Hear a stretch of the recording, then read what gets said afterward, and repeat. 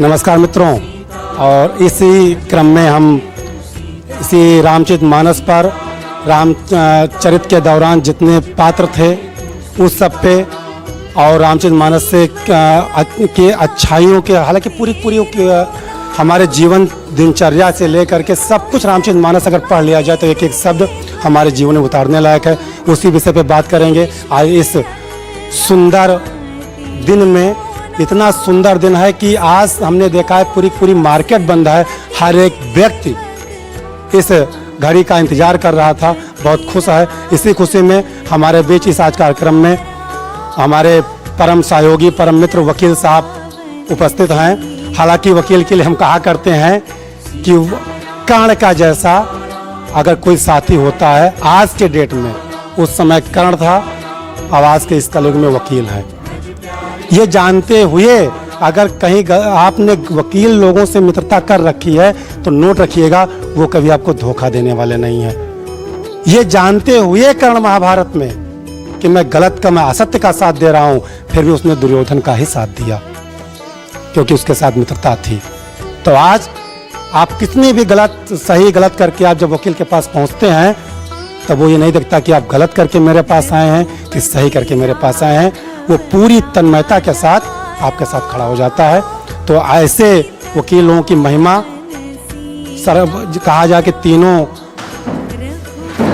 System में न्यायपालिका हमारे लिए उच्च है, उसी में कार्यरत हैं इस समय वकील साहब। हम सबसे पहले यही जानेंगे कि इस रामचरितमानस, आज पहले तो आप यही बताइए सर कि इस मतलब आज जो प्राण प्रतिष्ठा हुआ है मंदिर में, इसको लेकर के आपके मन में कितनी बड़ी खुशी है? पहले सर अपना परिचय बता दीजिए दर्शकों को। मेरा नाम सुरेंद्र कुमार श्रीवास्तव है। मैं सिविल कोर्ट गोंडा में वकालत करता हूँ। ये हमारे आशीष बड़े भाई हैं।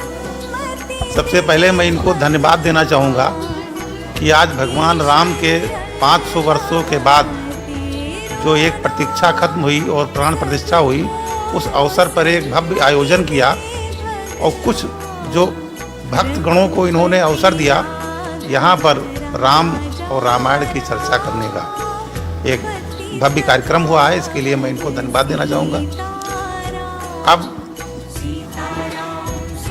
मुझे ये बताया गया है कि रामायण के बारे में कुछ बताऊँगा। ये तो सूरज को दीपक दिखाने जैसा है कि रामायण के बारे में कुछ हम बता सकें, लेकिन अब कुछ आदेश है तो कुछ ना कुछ कहना है।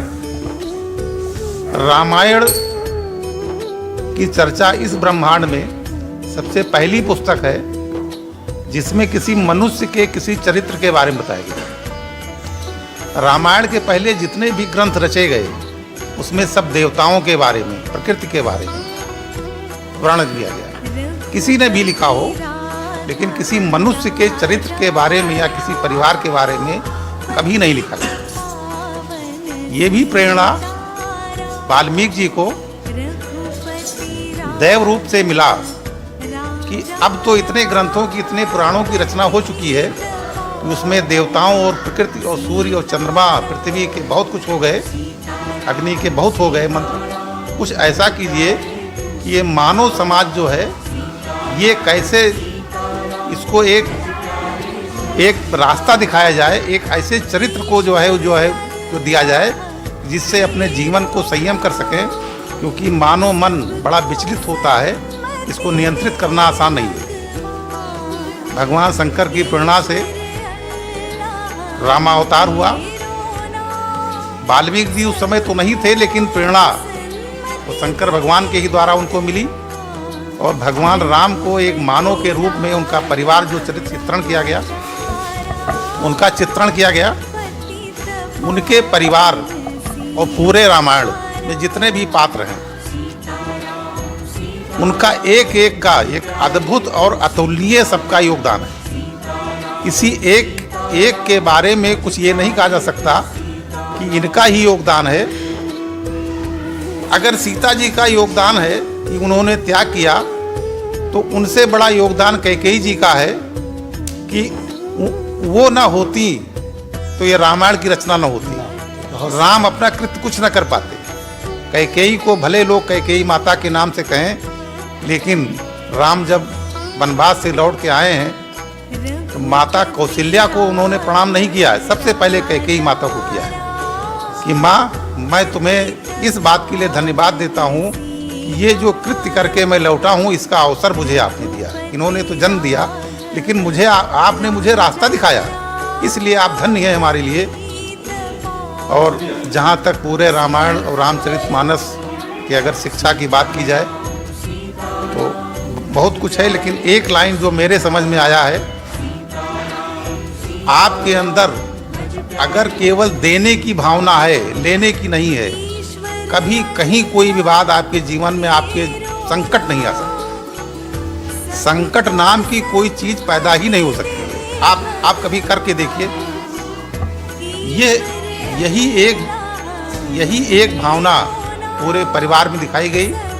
कोई लेने के लिए हाथ फैला के नहीं खड़ा हुआ, चाहे वो भरत रहे हों, चाहे भगवान राम रहे हों, चाहे लक्ष्मण रहे हों, हर ने देने की ही बात की। इसलिए कहीं कोई एक आदर्श परिवार उनका जो रहा, आज वो ईश्वर के रूप में पूजे जाते हैं।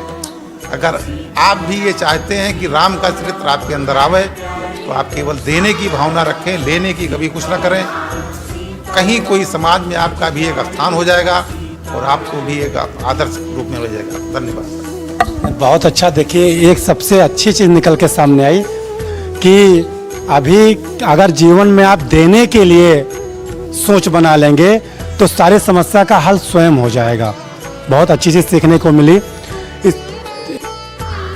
तो ये बहुत अच्छी सीख मिली है सर से। हम तो देखिए, आप पेशे से वकील होने के बावजूद रामचरितमानस के बारे में कितनी अच्छी चीज़ बताई कि प्रकृति के बारे में लिखा जा चुका था, सभी लोगों के बारे में लिखा जा चुका, लेकिन मानव अपना जीवन कैसे जिएगा इस पे भी चिंतन किया गया। और रामचरितमानस को अनेक महापुरुषों ने बताया है कि अगर रामचरितमानस को मानव अपने जीवन में उतार ले तो एक एक शब्द जीवन जीने की शैली बताती है। इसी क्रम में थोड़ा राम के बारे में कि राम का समाज के प्रति कैसा दायित्व था, या राम के चरित्र से हमें और क्या सीखना चाहिए, या परिवार को राम से क्या शिक्षा लेनी चाहिए, या आज जो आप समाज में सर देख रहे होंगे जो न्यू जनरेशन है, ये हमारे युवा राम से क्या शिक्षा लें।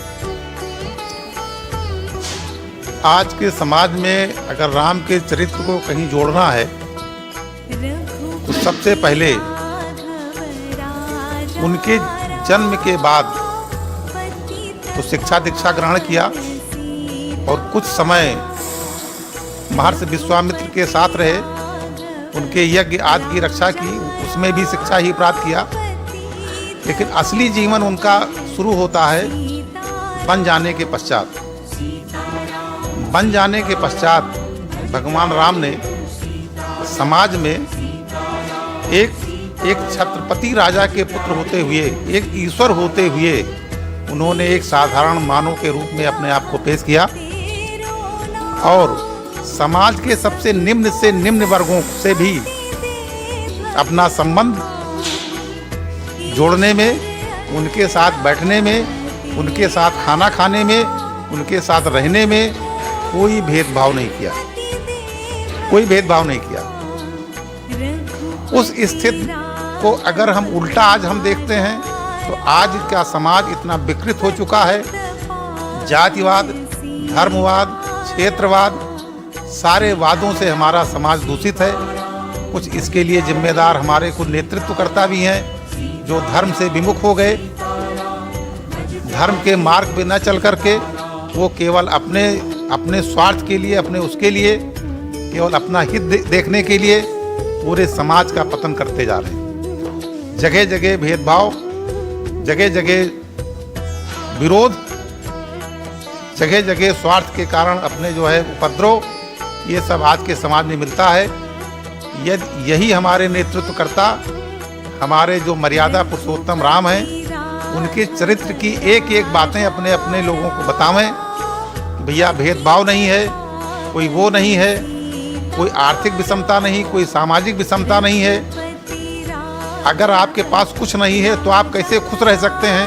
अगर आपके पास मकान महल नहीं है तो आप छप्पर बना करके, अनाज नहीं तो क्या खा करके कैसे जिंदा रह सकते हैं? इसकी भी शिक्षा भगवान राम से हमको मिलती है।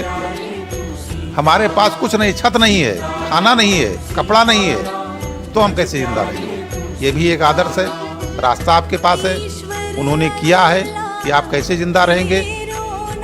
और समाज के नीचे से नीचे वर्ग से लोगों से जुड़ने में, उनकी सहायता लेने में या उनकी मदद करने में कोई संकोच नहीं होना चाहिए। आज भी भगवान राम के सबसे गहरे मित्रों में जो निषाद राज आते हैं, निषाद की कोई औकात नहीं थी उनके सामने, सर्वज्ञ थे, सब कुछ करने की क्षमता थी, लेकिन नहीं, एक उनको एक आदर्श स्थापित करना था, मर्यादा दिखाना था, समाज को एक रास्ता देना था कि मानो इस रास्ते पर चल करके कैसे अपने जीवन को मर्यादित रख के, जैसे लोग कहते हैं, अभी 2-1 घटनाएं हुई कि संसद भवन में किसी ने फेंक दिया कुछ पत्थर, नेताओं ने कहा कि वो रोजगार है, खाने को नहीं है। अब उन मूर्खों से कौन पूछे कि अगर खाने को नहीं है तो तुम संसद में पत्थर फेंकोगे, रोजगार हो? उनको अगर भगवान राम की शिक्षा बताई जाती कि उनके पास भी जंगल में खाने को नहीं था, तो किसके घर में कूद गए वो? किसके यहाँ चोरी की? किसका छीन लाए? नहीं किया। जो भी मिला, कंदमूल, बैर फूल, जो मतलब जैसे प्रकृति से मिला, अपना खाया और समाज में एक स्थापित किया। इसका मतलब ये नहीं कि आप रोजगार हैं तो आप चोरी करें, आप किसी का छीन लें, या आपके पास जो मकान नहीं तो दूसरे पे कब्जा कर लें, ऐसा नहीं है। तो अगर हम भगवान राम की शिक्षाओं को समाज में थोड़ा थोड़ा करके एकदम तो नहीं होगा, लेकिन एक दिन जरूर होगा।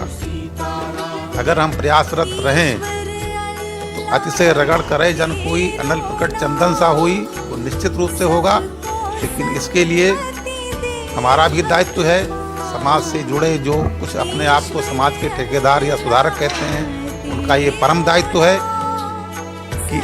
कि समाज में ऐसे लोगों को ऐसी शिक्षाएं दें। स्कूलों में खैर अब तो कुछ रह ही नहीं गया, जो पढ़ने पढ़ाने के यहाँ तो कंप्यूटर वो चलता है कि वो लड़का भैया कंप्यूटर जान गया, बस वो जो है वो पारंगत हो गया, विदेश जा सकता है। उसको हम संस्कार नहीं बताते अपना, उसको हम अपनी चीज़ें नहीं बताते।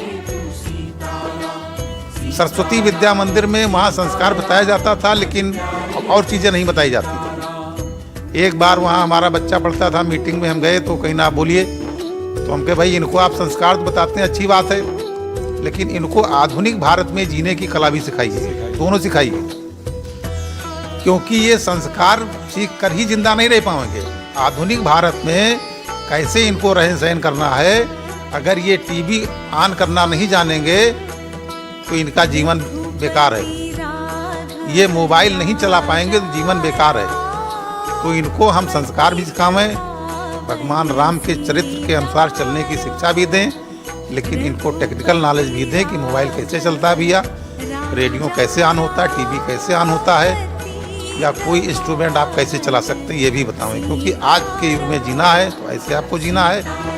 और आदर्श अगर स्थापित करना है आपको संकटों से, जैसे आपने कहा कचहरी अगर नहीं जाना चाहते हैं आप, तो भगवान राम और उनके परिवार के मर्यादा की, उनके आदर्श की आप अनुसरण करें, आपको कभी कचहरी नहीं जाना पड़ेगा।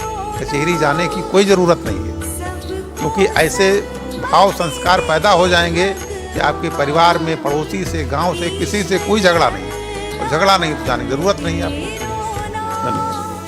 बहुत अच्छा, देखिए आपने बताया कि इस आधुनिक समय में शिक्षा के साथ साथ दीक्षा देना बहुत ज़रूरी है, और दोनों चीज़ें जब बच्चा पाएगा तभी आज के इस न्यू जनरेशन जो हमारी है, भावी पीढ़ी जो हमारी है, तब वो अपना जीवन जीने की कला समझ पाएगी, तब वो अपना पारिवारिक जीवन जी पाएगा। क्योंकि शिक्षा अगर बच्चे को दी गई, दीक्षा नहीं दी गई, तो बच्चे को पता है डिग्री लेके बच्चे बैठे हैं और उनको बोलने का संस्कार नहीं आता है। तो अब आपने बहुत अच्छी बातें बताई रामचरितमानस के बारे में।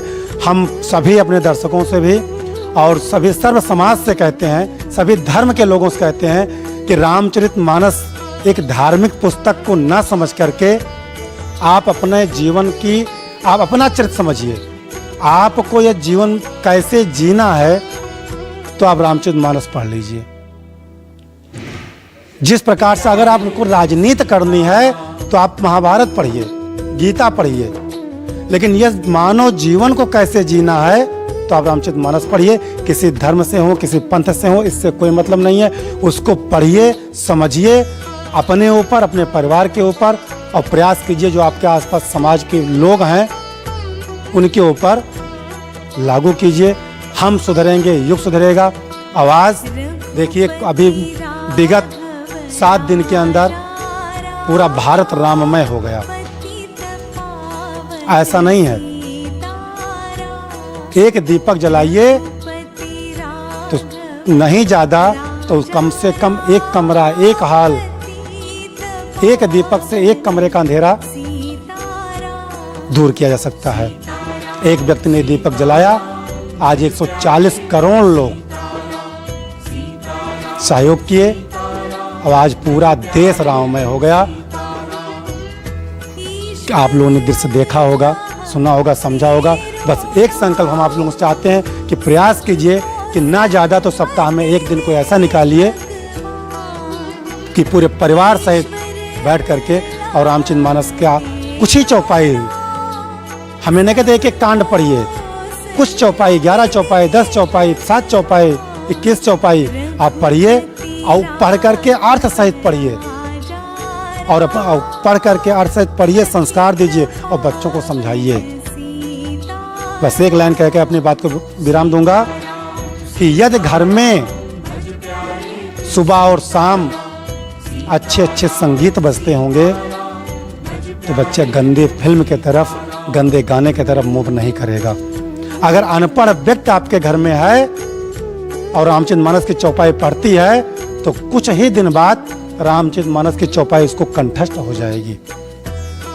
अगर अनपढ़ सुन करके अपने अंदर परिवर्तन ला सकता है तो हाँ, हम आप तो पढ़े लिखे हैं। अगर घर में अच्छी अच्छी बातें बोलेंगे तो वो प्रभाव हमारे बच्चों पर पड़ेगा। बहुत बहुत धन्यवाद। जय हिंद, जय भारत।